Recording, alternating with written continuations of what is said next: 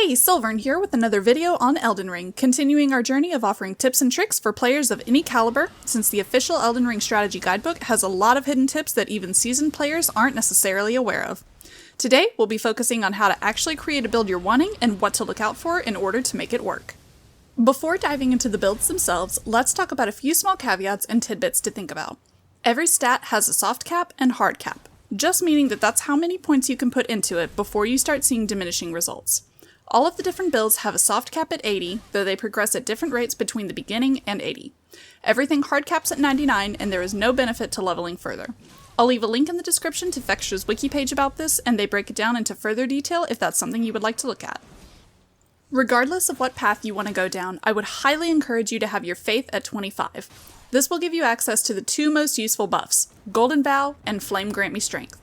These can both be used at the same time, and their buffs can stack because one is mental and the other is physical. These can easily turn the tides of a fight that you could be struggling with if you aren't buffing. You should keep a close eye on the equipment that you gain because their stats aren't always everything. There are some things that do bonus damage that aren't reflected in the stats. Sometimes you have to actually read about the armor piece to learn its true nature. An example of this is the White Mask. When looking at its stats, it doesn't look like anything special, but if you switch the display and read about it, it tells you that having it equipped slightly raises attack power when there is blood loss nearby. Make sure to thoroughly check everything. One other main thing to factor in is the affinities that you use for your weapons. Each build has different affinities that work well for them, and there are a total of 12 of them. You have different wet blades that you attain throughout the game that can apply these different affinities to your weapons. First, you have the physical type with an iron wet blade, and 3 subcategories here. Standard just uses your base weapon stats and scaling and doesn't require wet blade. But the others. Heavy adds a strength scaling, Keen adds a dexterity scaling, and Quality adds or balances the strength and dexterity scaling. Next up is the magic types with the glintstone wet blade. You have the magic affinity, which adds intelligence scaling as well as adding magic damage. You also have cold, which does both of the above, but also adds a frost buildup. Then you have the flame types with the red hot wet blade. Fire will add strength scaling and fire damage, and flame art will add faith scaling and fire damage. After that is the golden types with the sanctified wet blade. The lightning adds dexterity scaling and lightning damage. The sacred will add faith scaling and holy damage. Lastly is the occult type brought on by the black wet blade. Poison adds poison buildup, blood adds blood loss buildup, and occult adds arcane scaling. We'll start at the top with strength builds. This is for those who want to be the heavy hitters and dish out those huge damage numbers. There is no shortage of amazing weapons to pick between, but there are a couple of big things to consider. Do you want to do slightly less damage and swing one-handed while using a huge shield? Or do you want to two-hand your weapon for even higher damage? When you two-hand a weapon, you get an additional 50% strength multiplier. Using the two-handed method also means that you can use weapons that require higher strength sooner, since you're technically boosting the stat without needing to do any respecking for it. In the beginning, using fire, not flame art, affinities will work well with a strength build because it will scale with your strength stat. Once you get higher, using the heavy affinity will be far more beneficial. A fun tip to keep in mind is that all fire ashes of war scale with strength, so find one that suits you and your playstyle, but also works to your advantage. Some cons to think about with a strength build is that you'll be very slow in attacking, not have a large range, and you really have to be careful about your equipment load. The last thing you want is to start fat rolling. On to dexterity builds. This is for those of you who want to be quick on your feet.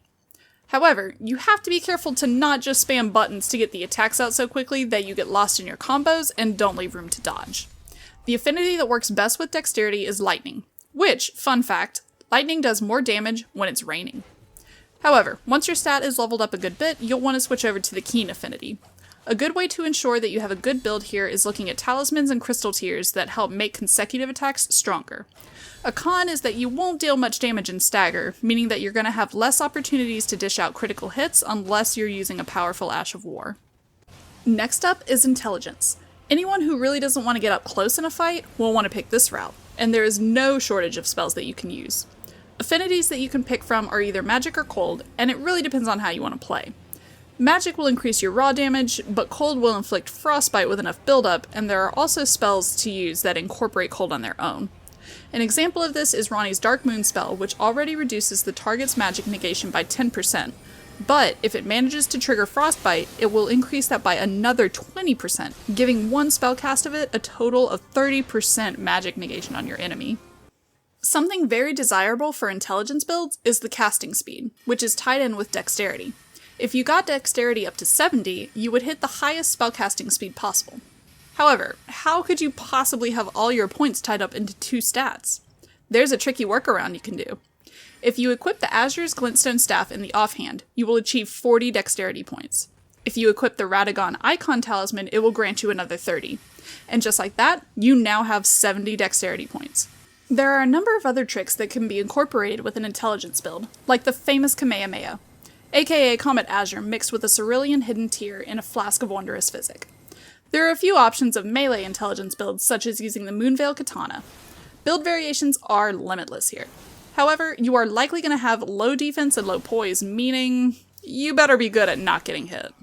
Then there's Faith.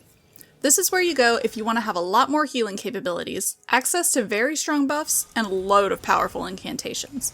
The affinity here to use is Flame Art, and that is mainly because many late-game enemies are resistant to holy damage, meaning that using Sacred would be much less beneficial for this area of the game. You can really use a variety of incantations that are both melee and distance types.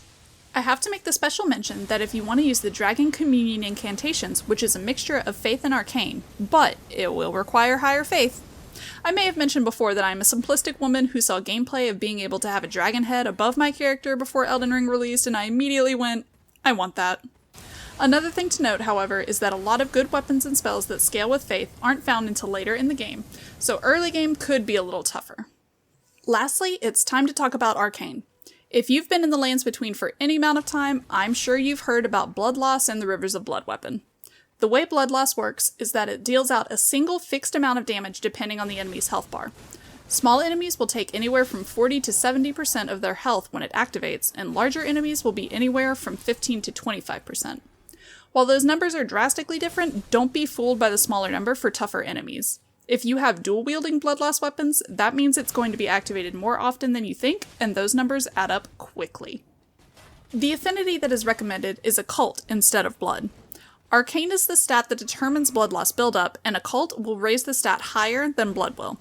There are good talismans and armor pieces you can put together that will boost attack power while Blood Loss occurs in the vicinity, which is nice considering that Blood Loss weapons have lower raw damage numbers. On the flip side, Blood Loss Arcane builds give you access to potentially the most powerful Ash of War in the game, Seppuku.